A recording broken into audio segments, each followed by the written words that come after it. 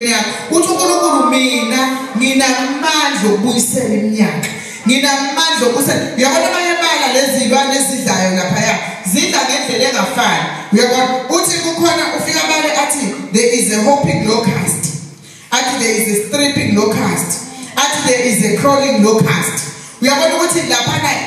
lezi intethe ezidla lapha izintethe ezidla izitshalo ezizidla ngendlela eyahlukileyo ezinye zazo zidla amacembe okusho ukuthi izinto eziphundla your beauty eziphundla ukubonakala kwakho lezi zinto kumele ngabe uvela ngazo ubonakala ukuthi nangu sibanibani amen kulezi zinto kukhona ukudla imbewu okwenza ukuthi noma ngabe kuthiwa kumele ugenerate kumele uqhubekele phambili lezi zinto zenza ukuthi wena ungabi nokuqhubekela phambili uthi there's even a crawling locust uyabona ukuthi lena ecrawlayo it can be something that goes to your root amen that goes even to your family but uthi uNkulunkulu la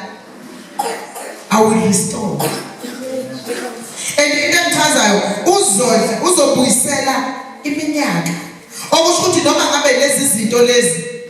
unyaka nonyaka ububathi uyazama zidle ubathi uyazama zidle uthi uNkulunkulu I will restore the years amen uthi uNkulunkulu uzobuyisela izinto zeminyaka liqala kuphi point likaNkulunkulu lokubuyisela liqala ngalesikhathi ufika kuye and rest amen liqala ngalesikhathi ufika kuNkulunkulu and rest most of the times lebazalwane masifunda lesi scripture lesi sihlanganisa more with the material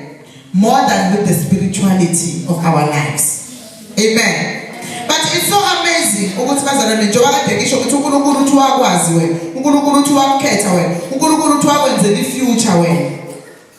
uNkulunkulu ufuna ukuthi mawufika kuye urest uresta kuNkulunkulu uthi Nkosi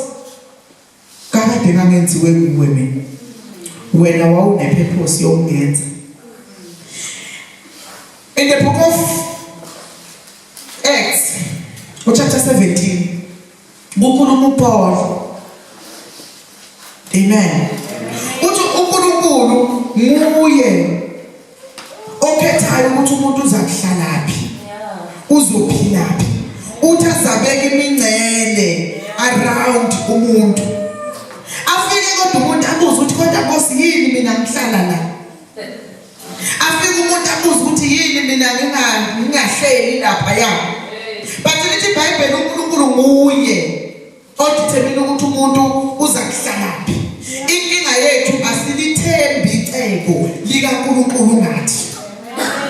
and icebo likaNkulunkulu liyakwazi ukubanjezelwa yithi